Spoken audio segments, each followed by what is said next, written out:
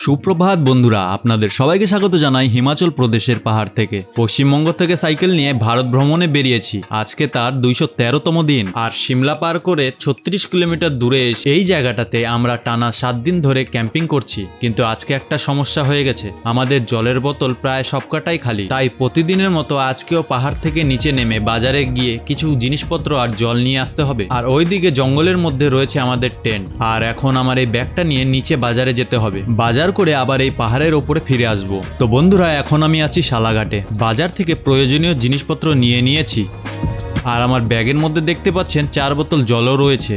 এখন এই উঁচু রাস্তাটি দিয়ে এত জিনিসপত্র নিয়ে পায়ে হেঁটেই আমাকে ওপরে উঠতে হবে। ভাবতে পারেন প্রতিদিন এই পাহাড়ের মধ্যে এইভাবেই আমাদের চলাফেরা। কিছুক্ষণ পর ক্যাম্পে পৌঁছে আপনাদেরকে দেখাবো এই 7 দিন ধরে আসলে আমরা কিভাবে এখানে সময় কাটাচ্ছি। কারণ মানালির পর থেকে রাস্তা বন্ধ হয়ে যাওয়ার কারণে আমরা এই জায়গাতে আটকে আছি। আর এই রাস্তার দিকে একটু দেখুন বন্ধুরা, নিচের দিকে একটা রাস্তা চলে গেছে, আর রাস্তাটা পুরো পাহাড়ের গা বেয়ে এত বাঁকা হয়ে গেছে যে দূর থেকে দেখলেও বোঝা যায় আমরা কতটা পাহাড়ের মধ্যে রয়েছি। এর মধ্যে একটা দোকানে গিয়ে আমাদের পাওয়ার ব্যাংক দুটো চার্জে দিয়ে দিলাম। তো বন্ধুরা, এখন আমরা ক্যাম্পিং এর দিকে ফিরেছি। এই রাস্তা দিয়েই ভেতরের দিকে যেতে হবে, আর একটু ভেতরে গেলে দেখতে পাবেন আমাদের ক্যাম্পিং এর জায়গা। এই যে দেখতে পাচ্ছেন, এখানেই রয়েছে আমাদের দুটো টেন্ট, ওইটা ভাইয়ের টেন্ট আর এইটা আমার টেন্ট। রাস্তায় এক আঙ্কেলের সঙ্গে দেখা হয়েছিল, উনি বলেছিলেন আগের দিকে একটা গ্রাম রয়েছে, ওখানটায় নাকি জল পাওয়া যেতে পারে, তাই সেখানে গিয়েও একবার খুঁজে দেখতে হবে।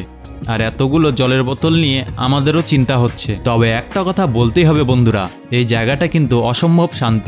পাহাড়ে এসে যে আমরা এত শান্ত পরিবেশটা আশা করি, এখানে এসে ঠিক সেই পরিবেশটাই পেয়েছি। চারদিকে পাহাড়, জঙ্গল আর একদম নিলিবিলি পরিবেশ। বাজার থেকে কলা নিয়ে এসেছিলাম, এখন আগে কলা খেয়ে নেই। পাহাড়ের মধ্যে হাঁটাহাঁটি করলে শরীরে এনার্জি কমে যায়, তাই একটা কলা খেলে ইনস্ট্যান্ট এনার্জির জন্য অনেক কাজে দেয়। এদিকে বাসনপত্র ধোয়া হয়ে গেছে, এখন তৈরি হবে সকালের চা। যদিও সকালের চা বানাতে বানাতে বাজে প্রায় 1:12। মানে বন্ধুরা, আমাদের এখানে সকালটাই হচ্ছে দুপুরে। এখন চা খাচ্ছি, আর এদিকে ভাই খাবার বানাচ্ছে। সবজি কাটাকাটি চলছে, রান্নাবান্নাও শুরু হয়ে গেছে। তারপর একটু পরেই খাওয়া শুরু হবে। এখানে ক্যাম্পিং করতে করতে 7 দিন কেটে গেল। সত্যি বলতে কি, এখানে বেশ ভালোই লাগছে। তো বন্ধুরা, এখন আমাদের খাবার তৈরি হয়ে গেছে। আজকে ভাতের সঙ্গে রয়েছে ফুলকপির সবজি। পাহাড়ের মধ্যে নিজেদের হাতে রান্না করে এভাবে টেন্টের বসে খাওয়ার মজাটাই আলাদা। আর আমাদের খাবারের গন্ধ পেয়ে পাহাড়ের বাদররাও চলে এসেছে।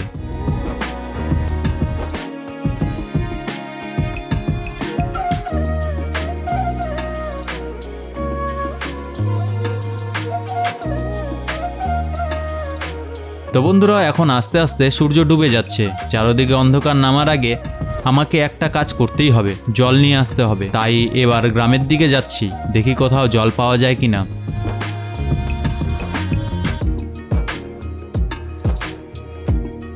পেছনের দিকে তাকালে দেখতে পাচ্ছেন ওই জায়গাটায় দেখা যাচ্ছে, ওখানটায় রয়েছে আমাদের টেন্টগুলো। আর আমি এখন একা জলের খোঁজে এই রাস্তা দিয়ে নিচের দিকে যাচ্ছি। জলের খোঁজ করতে করতে হঠাৎ দেখি একটা মন্দির পেয়ে গেলাম। ভাবিনি এই জঙ্গলের মধ্যেও এমন একটা মন্দির দেখতে পাবো। মন্দিরটা দর্শন করলাম, আর এখান থেকে চারপাশের পাহাড়ের দৃশ্যটা দেখে খুবই ভালো লাগলো।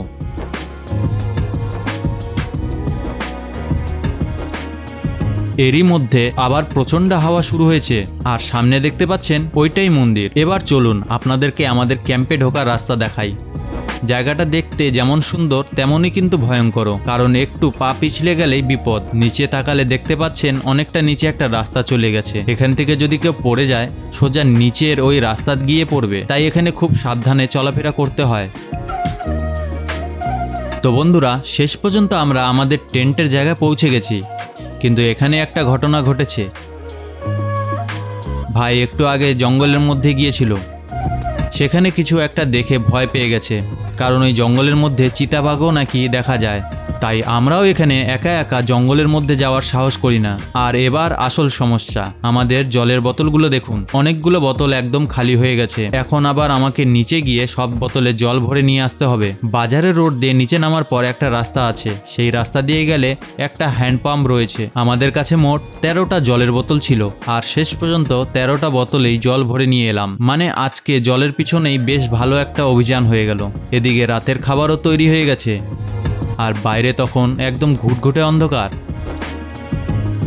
সময় তখন বাজে রাত 7:30। এখন আর বাইরে থাকার কোনো মানেই হয় না। এবার টেন্টের মধ্যেই বসে রাতের খাবারটা খেয়ে নেই। তো বন্ধুরা, এই ছিল আমার আজকের ক্যাম্পিং এর দিন। সারাদিন বাজার করা, পাহাড়ে ওঠানামা করা, জলের খোঁজ করা, জঙ্গলের মধ্যে ঘোরাঘুরি, আর শেষে 13টা জলের বোতল ভরে নিয়ে আসা। সব মিলিয়ে দিনটা কিন্তু বেশ জমজমাট হয়ে গেল। এখন আমি নিজের টেন্টে চলে এসেছি। তো আজকের মতো এখানে ভিডিওটা শেষ করছি। দেখা হবে আবার আগামীকালের ভিডিওতে। ততক্ষণ পর্যন্ত সবাই ভালো থাকবেন।